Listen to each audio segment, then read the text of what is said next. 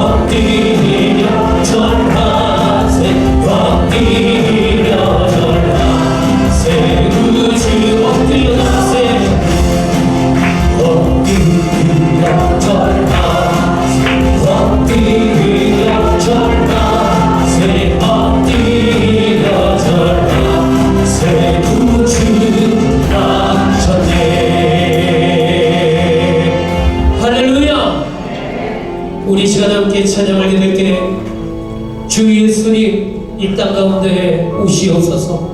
마라나타 주님 오시옵소서. 우리 안에 참된 소망으로, 참된 평화로, 기쁨으로, 사랑으로 오시옵소서. 우리 시간 한번 간절함으로 주님의 오심을 기대하면서 함께 찬양하십시오.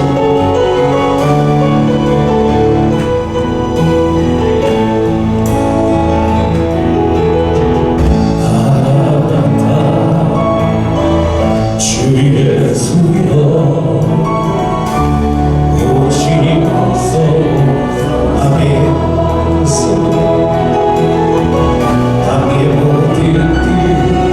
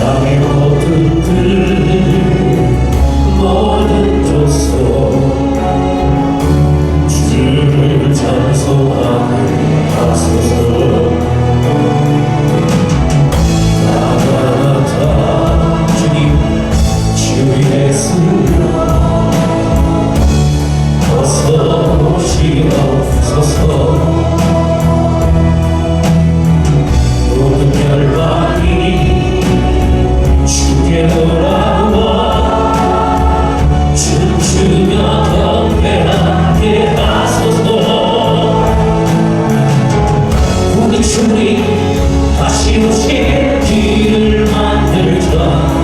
십자가를 들고 땅끝까지 우리 가리라. 우리 주님 하늘 영광 땅 덮을 때 우리 땅 끝에서 주를 낮추는 우리 두 손을 높이 들고 주 예수여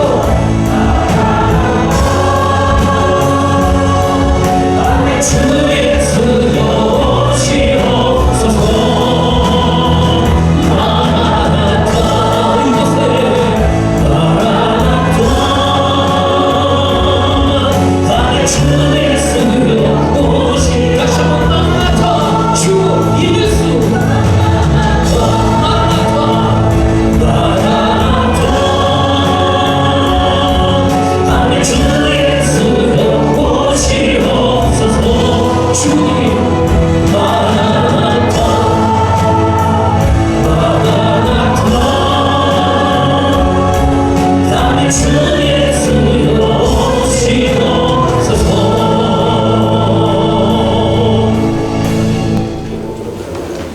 하나님께서 오늘 우리에게 주신 말씀은 사무엘상 20장 35절에서 42절 말씀입니다. 제가 먼저 읽습니다. 아침에 요나단이 작은 아이를 데리고 다윗과 정한 시간에 들로 나가서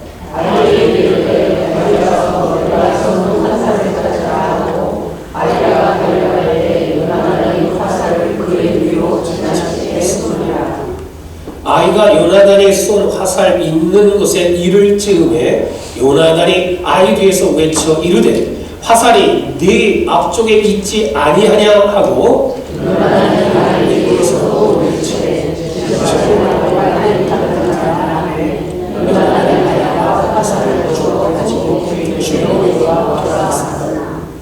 그 아이는 아무것도 알지 못하고 요나단과 다윗만 그 일을 알았더라.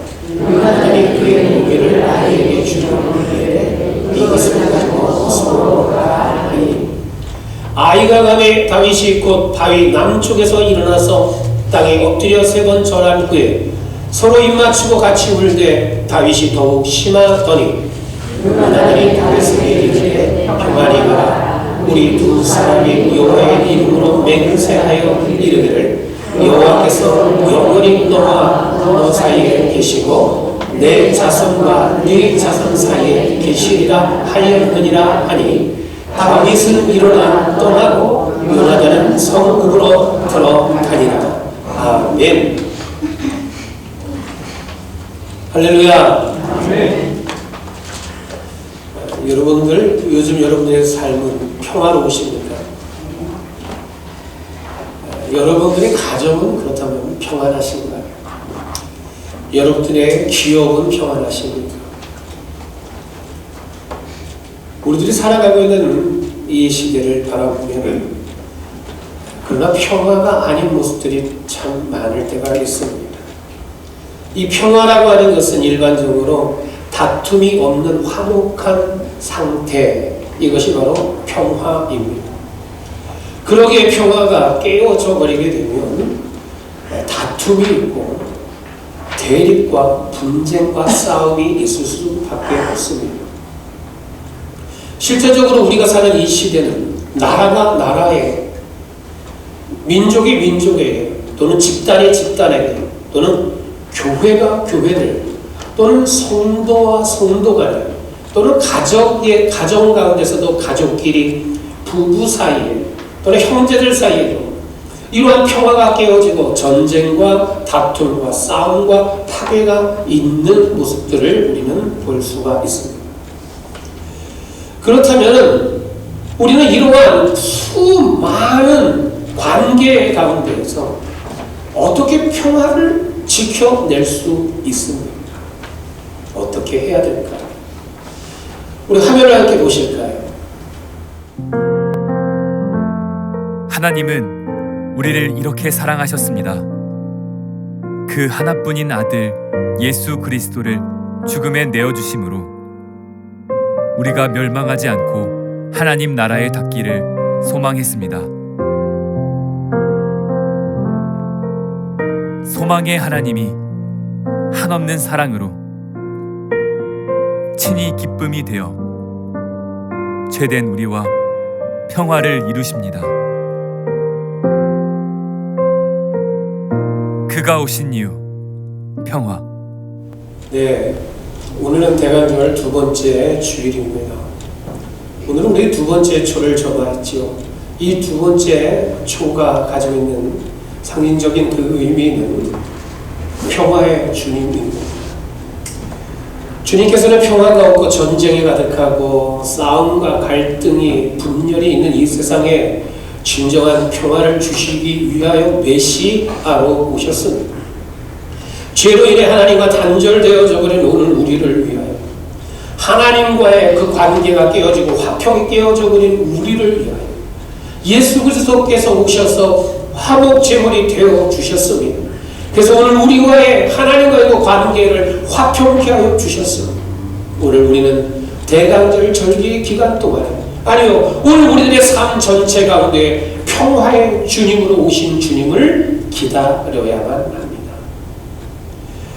평화의 주님을 기다리며 대강절 예배를 드리는 오늘 이 시간, 저와 여러분들 가운데 평화의 주님이 함께하여 주시고 주님이 주시는 평화가 우리 모두 가운데 함께하시기를 주님의 이름으로 축복합니다. 오늘 본문의 말씀을 보면은 다윗을 죽이려고 하는 사울이 등장을 합니다. 그리고 그 사울을 통해서 죽음의 위협 가운데 있는 이 다윗을 지켜주고자 하는 요나단이 나오게 됩니다. 그 다윗과 요나단 사이에 평화를 지켜내기 위해서 이 두 사람의 눈물겨운 말씀이 기록되어져 있습니다. 그렇다면 여러분들, 왜 사울은 그토록 다윗을 죽이려고 했습니까? 사무엘상 19장 6절의 말씀을 보면은 다윗은 군대의 장관이고 전쟁에 나갑니다. 그런데 전쟁에 나간 이 다윗은 나갈 때마다 승전보를 울리게 됩니다. 그래서 승전보를 가지고 이제 이스라엘로 돌아올 때마다 모든 성읍의 여인들이 나와서 춤을 추고 노래하며 사울을 환영하면서 외치는 소리가 이런 것이었어요. 성경을 보니까 사울을 환영하는데 그들이 외치는 소리는 사울이 죽인 자는 천천히요 다윗은 만만이로다. 여러분, 이 소리를 들었던 사울은 사무엘상 19장 8절에서 9절에 이렇게 말씀합니다. 사울이 그 말에 불쾌하였다. 사울이 그 말을 듣고 심히 노하였다. 다윗에게는 만만을 돌리고 내게는 천천만 돌리니 그가 더 얻을 것은 나라 말고 또 무엇이 있겠느냐, 이렇게 이야기합니다. 그리고 나서 9절에 이러한 말씀이 있습니다. 그날 후로 사울이 다윗을 주목하였더라. 여기서 주목하다라고 하는 것은 좋은 의미로 바라본다라는 뜻이 아닙니다. 아이라고 하는 뜻입니다. 이것은 주시하다, 시선을 거기에 고정시키다, 그것을 응시하다라고 하는 뜻을 가지고 있습니다. 두 번째로는 경계하다라고 하는 뜻을 가지고 있습니다. 단순한 관찰, 단순한 보는 것을 넘어서서 의심하는 마음으로 적대감을 가지고 지켜보는 것을 말합니다. 이런 겁니다. 가만히 내가 널 지켜보고 있어. 두고 봐. 그러한 마음으로 바라보는 것을 말합니다. 또 한 가지 의미는 시기하다라는 뜻을 가지고 있습니다. 이것은 부정적인 감정을 가지고 자세히 관찰하고 있다라는 뜻입니다. 다윗이 전쟁에 승리한 후에 사울의 마음속에는 시기심과 의심이 생겨납니다. 그리고 다윗을 적대하는, 그래서 경계하고 그를 감시하는, 주목하는 그런 삶을 살아가게 됩니다. 결국 그러한 적개심, 그러한 시기심과 미움으로 가득 찬 사울에게 어떠한 일이 있었는가? 성경에 보니까는 악령이 그에게 힘있게 내렸다라고 말씀합니다. 관계를 깨뜨리고 평화를 깨뜨리고 부정적이고 적대감을 가지고 시기하고 미움이 가득한 사람들 가운데는 이처럼 악한 영이 임한다라는 말씀입니다. 악한 영이 임한 이 사울은 결국 어떻게 됩니까? 시기하고 미워하는 그것으로 끝나지 않아요. 다윗을 죽여버리겠다. 죽이기 위한 안간힘을 쓰게 됩니다. 창을 던져버립니다. 계속해서 이 다윗을 쫓아가고 또 쫓아가게 됩니다. 그러한 사울의 죽음의 그 위협 가운데서 그러나 하나님이 지켜주셔서 다윗은 살아남게 됩니다. 그러나 이 다윗을 향한 사울의 시기와 적대감과 미움과 분노는 멈추지 않았습니다. 그래서 사무엘상 19장 9절에 이렇게 29절에 이렇게 말씀합니다. 사울과 다윗은 평생의 대적이 되었다. 그리고 나서 오늘 본문 사울로부터 죽음의 위협을 당하고 있는 그 다윗, 그리고 그 다윗을 바라본 이 요나단, 비록 자기 아버지가 사울 왕이지만 그 사울 왕과 이 다윗의 관계에서 이 요나단은 다윗을 도와서 그를 살게 하는, 그리고 평안을 지켜내는 그러한 선택, 그러한 행함을 다윗과 요나단을 통해서 성경은 우리에게 말씀하고 있습니다. 그렇다면 다윗과 요나단과 같이 우리 또한도 우리의 삶에서 평화를 지켜내기 위해서는 어떻게 해야 할까요? 성경은 우리 가운데 이것을 말씀합니다. 자, 첫 번째로 함께 보겠습니다. 같이 읽어볼까요? 진실된 대화를 해야 합니다. 다윗이 라마나이롯에서 도망하여 요나단에게 이르되 내가 무엇을 하였으며 내 죄악이 무엇이며 네 아버지 앞에서 내 죄가 무엇이기에 그가 내 생명을 찾느냐. 다윗은 요나단에게 요나단아 네 아버지 사울이 내 생명을 찾는다. 다시 말하면 네 아버지 사울이 나를 죽이려 한다. 그런데 내 죄가 무엇이냐? 네 아버지 앞에서 지은 내 죄가 무엇인지 나는 알 수가 없다라는 말입니다. 여러분, 그런데 다윗이 요나단에게 했던 이 말이 쉬웠을까요? 아무리 친한 친구라고 할지라도 아버지에 대한 이야기를, 그것도 야, 네 아버지가 날 죽이려고 해 라고 하는 이러한 말을 한다는 것은 쉬운 말이 아닙니다. 만약에 그러한 말을 했을 때 서로 이해하는 관점이 달라요. 서로 다른 의견을 또다시 이야기해버립니다. 그럼 결국에는 싸움이 될 수밖에 없습니다. 그러나 오늘 성경을 보니까 다윗은 자신의 죽음의 위험 앞에서 진실을 꺼내어 하기 힘든 대화를 시작합니다. 다윗이 자신의 처한 상황을 솔직하게 이야기하죠. 네 아버지 사울이 나를 죽이려 해. 도대체 왜 나를 죽이려 하는지 나는 잘 모르겠다. 그런 이야기를 했을 때 요나단은 뭐라고 얘기했을까요? 모호한 답변을 하지 않습니다. 그래? 글쎄 잘 모르겠네 라고 하잖아요. 처음에 2절에 보니까는 자신이 알고 있는 자기의 아버지 사울에 대한 이야기를 먼저 꺼냅니다. 2절의 말씀입니다. 요나단이 그에게 이르되 결단코 아니라 네가 죽지 아니하리라. 내 아버지께서 크고 작은 일을 내게 알리지 아니하고는 행하지 아니하나니 내 아버지께서 어찌하여 이 일을 내게 숨기리요 그렇지 아니하리라. 다시 말씀을 드리면 이겁니다. 만약에 네가 말한 대로 내 아버지 사울이 너를 죽이고자 했다면 분명히 그것에 대해서 내게 이야기했을 거야. 그런데 우리 아버지가 나에게 그것을 말하지 않았어. 그러니 걱정하지 마. 그런 일은 없을 거야 라고 하면서 다윗에게 이야기를 하지요. 오늘 다윗이 이야기한 것과 요나단이 이야기한 이 대화 가운데서 중요한 것이 있습니다. 다윗과 요나단처럼 우리도 우리의 관계들 가운데서 대화를 할 때 서로 다른 시작점에서 시작할 때가 있어요. 다른 의견으로 시작할 때가 있습니다. 그러나 진실된 대화, 내가 했던 이 말, 그것을 고집하는 것 아닙니다. 서로의 대화 가운데서 진실한 것을 찾아내는 것입니다. 그리고 함께 이해가 되어져야 됩니다. 오늘 본문에 다윗과 요나단은 처음에 시작은 달랐지만 그 시작이 다른 곳으로 다른 길로 가버린 것이 아니라 그 시작이 다른 가운데서 진실한 대화를 통해서 하나의 초점을 맞추게 됩니다. 요나단과 다윗은 진실한 대화를 통해서 생명을 건 언약을 하게 됩니다. 요나단은 하나님을 증인으로 삼겠다. 그러면서 만약에 어떠한 일이 생기게 되면 내가 다윗 너에게 이 모든 사실을 알려줄 거야. 생명을 걸고 맹세하게 됩니다. 여러분, 우리는 서로 살아가면서 어려운 관계에 있는 이들이 있을 때가 있습니다. 또 너무나도 그 사람을 보면 미운 마음이 생기는 이들이 있어요. 그래서 아예 그냥 멀리 두고 있는 이들이 있습니다. 그럴 때에 우리는 진실한 대화로 다가가야 합니다. 진실한 대화가 없으면 그러한 이들과의 관계는 끝없이 계속 멀어지고 골은 점점 깊어질 뿐입니다. 부부 사이에도 어떤 일로 인해서 서로 말다툼을 할 때가 있습니다. 서로 대화를 잘 하지 않습니다. 그저 감정을 상하게 하는 그러한 일이 계속 되어지면 걷잡을 수 없는 지경이 되어버리고 맙니다. 그렇게 내가 왜 말했을까? 왜 그렇게 행동을 했을까? 라고 하는 이러한 것에 있어서 서로 진실한 대화를 해서 풀어나가야만 하는데 그렇지 않고 계속 짜증만 냅니다. 얼굴에 인상을 꽉꽉 쓰고 있습니다.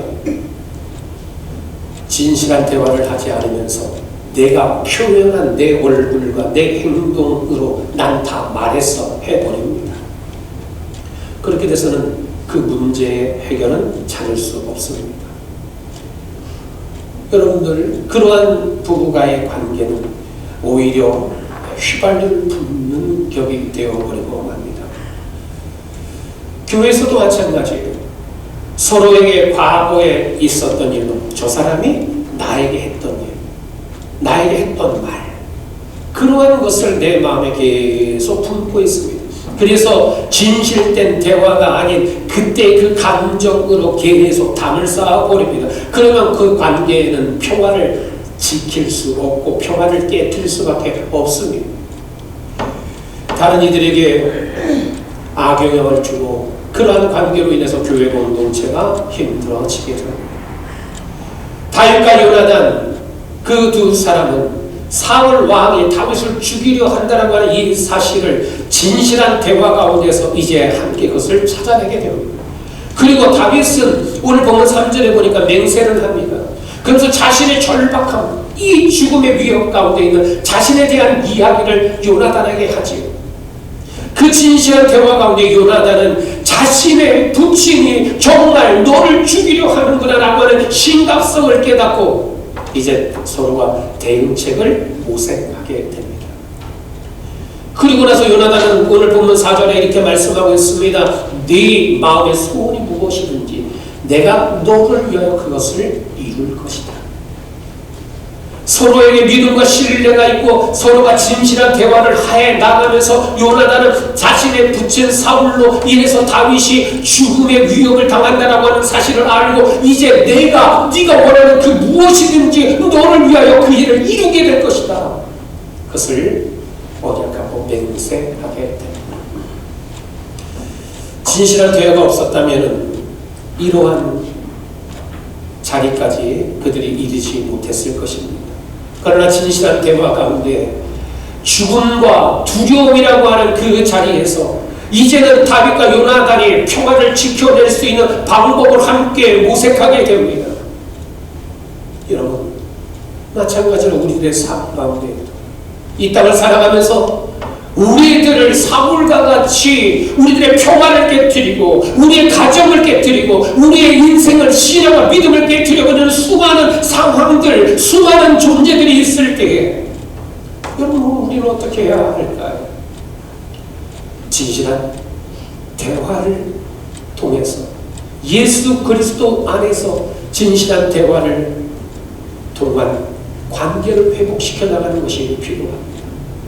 사랑하는 성도 여러분, 이 땅 가운데 평화의 주님으로 오신 예수 그리스도 안에서 오늘 우리 가정 안에서 진정한 대화를, 우리 자녀들과의 진정한 대화를, 또한 우리 삶의 이웃들과의 진정한 대화를 통해서 오늘 저와 여러분들의 삶 가운데 참된 주님이 주신 평화를 누려가기를 주님의 이름으로 축복합니다.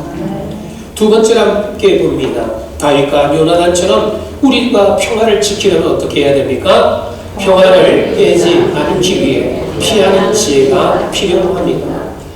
다윗이 라마나요스에서 도망하여 너는 사흘 동안 있다가 빨리 내려가서 그 일이 있던 날에 숨었던 곳에 이르러 에셀 바위 곁에 있으라.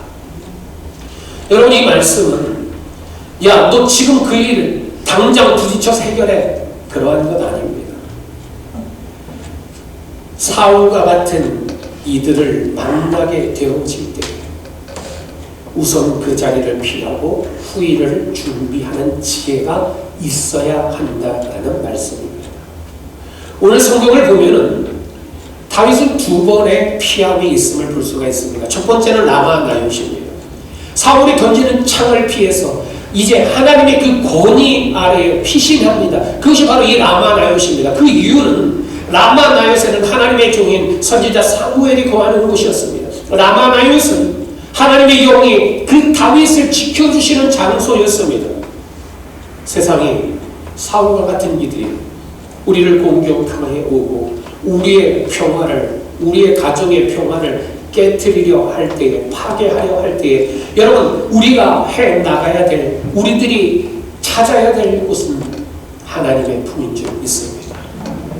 여러분, 우리의 평화를 깨고 우리를 파괴하려고 하는 그 가운데서 다른 것 찾지 마십시다.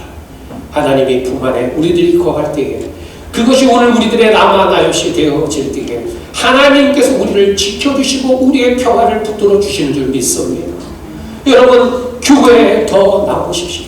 하나님께 예배하는 자리에 더 나오십시오. 여러분, 하나님께 기도하는 자리를 더 찾으십시오. 문제의 해결은 하나님께 피하는 것에 있음을 믿으시기를 주님의 이름으로 축복합니다. 아멘. 두 번째로는 그가 피했던 장소는 에셀 바위 곁이었습니다.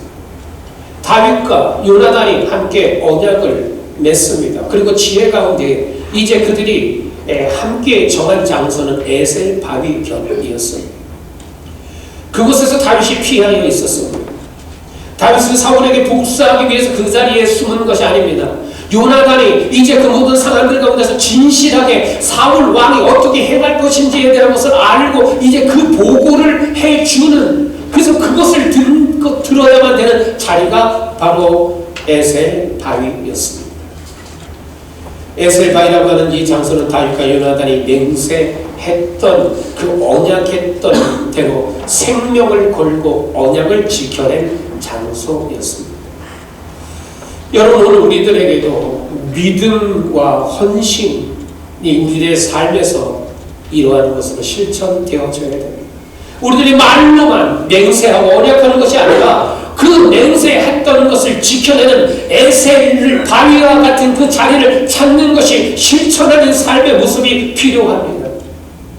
여러분, 성경을 보면 요나단은 자신이 다윗을 위하여 했던 그 언약과 맹세 가운데서 그것을 지켜내기 위해서 아버지 사울로부터 심한 욕을 듣기도 했습니다. 그리고 죽음의 위협을 받기도 했습니다. 그러나 그는 끝까지 다윗과 맺었던 맹세와 언약을 지켜냅니다. 그리고 그들은 에셀 바위에서 만나게 되죠. 그런데 에셀 바위는 이제 그 기점으로 해서 결국 다윗과 요나단은 이별을 하게 됩니다. 41절에 이렇게 말씀합니다. 아이가 가매 다윗이 곧 바위 남쪽에서 일어나서 땅에 엎드려 3번 절한 후에 서로 입맞추고 같이 울되 다윗이 더욱 심하더니. 사울은 다윗에게 있어서는 자민이었어요. 요나단에게 있어서는 아버지였습니다. 가족이지 않습니까? 그런데 그 가족 가운데서 사울의 시기심과 미움과 질투로 인해서 그 가족의 평화가 산산이 다 부서져 버리고 말았습니다. 죽음의 위협에 놓여져 있게 됩니다. 그런 상황 가운데서 다윗과 요나단이 이제 고비를 넘겼습니다. 에셀 바위에서 이제 다윗이 다른 곳으로 피하면 되는 상황이었습니다.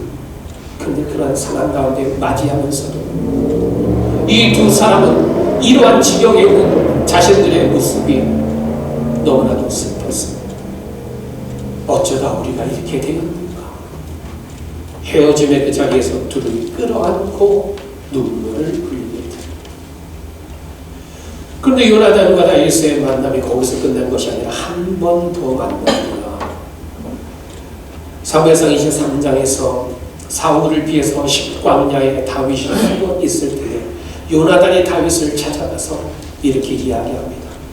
다윗이 사울을 피하여 십광야 수풀에 있었더니 사울의 아들 요나단이 일어나 수풀에 가서 다윗에게 이르러 그에게 하나님을 힘있게 의지하게 하였는데 곧 요나단이 그에게 이르기를 두려워하지 말라.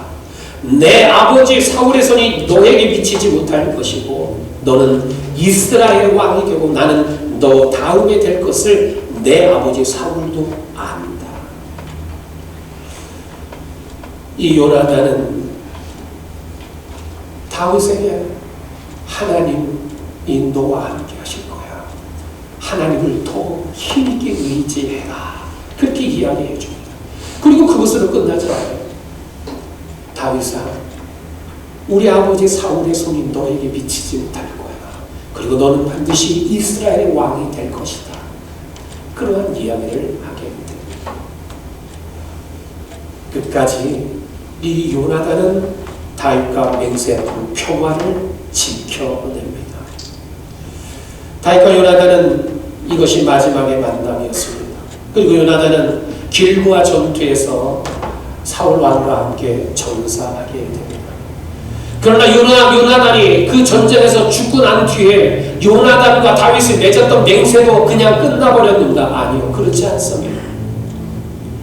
다윗은 요나단과 맺었던 그 맹세와 언약을 지켜내는데 요나단의 아들이었던 무비보셋을 왕의 식탁에서 함께 식사하게 합니다. 다시 말씀을 드리면 그 요나단의 그 집안의 인자를 베풀어 주고 요나단과 맺었던 평화에 대한 맹세와 언약을 끝까지 지키는 모습을 보여주게 됩니다. 참으로 멋지고 아름다운 평화의 모습이 아니겠습니까? 사랑하는 성도 여러분, 여러분들의 삶과 우리의 가정과 우리 사랑의 교회가 평화를 지키기 위해서, 그 평화를 깨지 않기 위해서는 빛 대신 평화의 빛으로 오신 주님께 피하는 삶을 살아야 됩니다. 평화를 깨뜨리려고 하는 그러한 수많은 상황들 가운데서 내가 너와 맞서겠다 라고 하는 것이 아니라 하나님께 우리가 피할 때, 주님께로 피할 때 주님께서 그 평화 가운데서 오늘 우리를 지켜주시는 줄 믿습니다. 세 번째로 함께 보시겠습니다. 다윗과 요나단처럼 우리가 평화를 지켜내려면 같이 읽어볼까요? 하나님의 지키심과 이루심에 맡깁니다.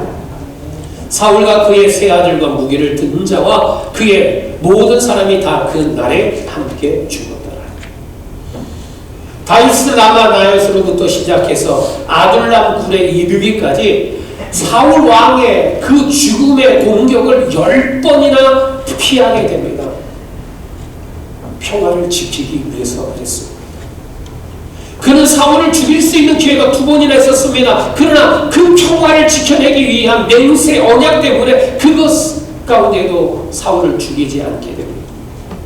사울은 끝까지 포기하지 않고 죽이려 했지만 다윗은 끝까지 평화를 지켜내려 했습니다.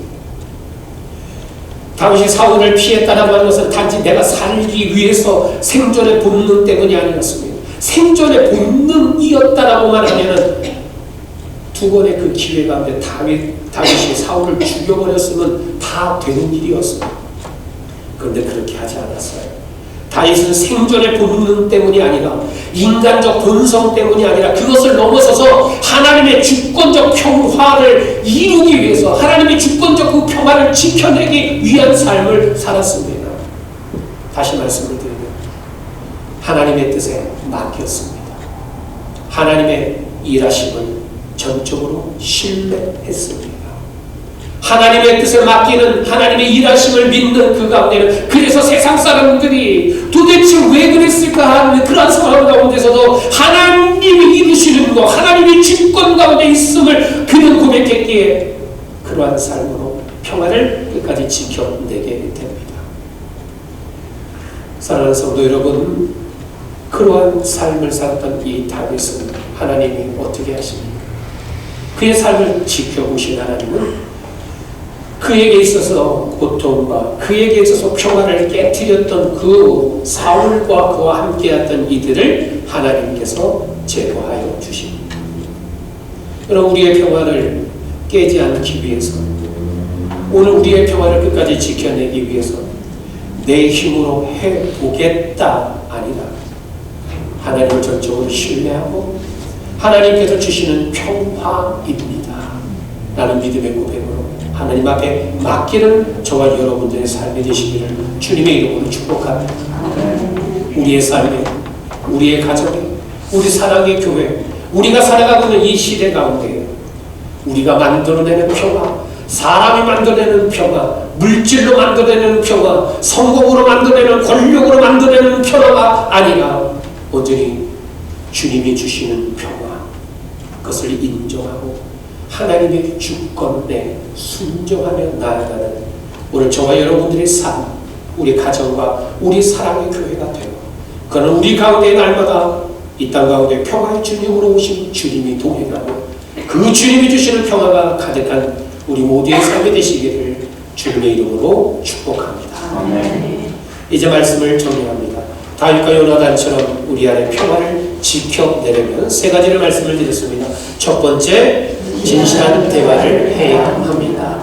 두 번째로, 평화를 깨지 않기 위해 피하는 지혜가 필요합니다. 세 번째로, 하나님의 지키심과 이루심에 맡깁니다.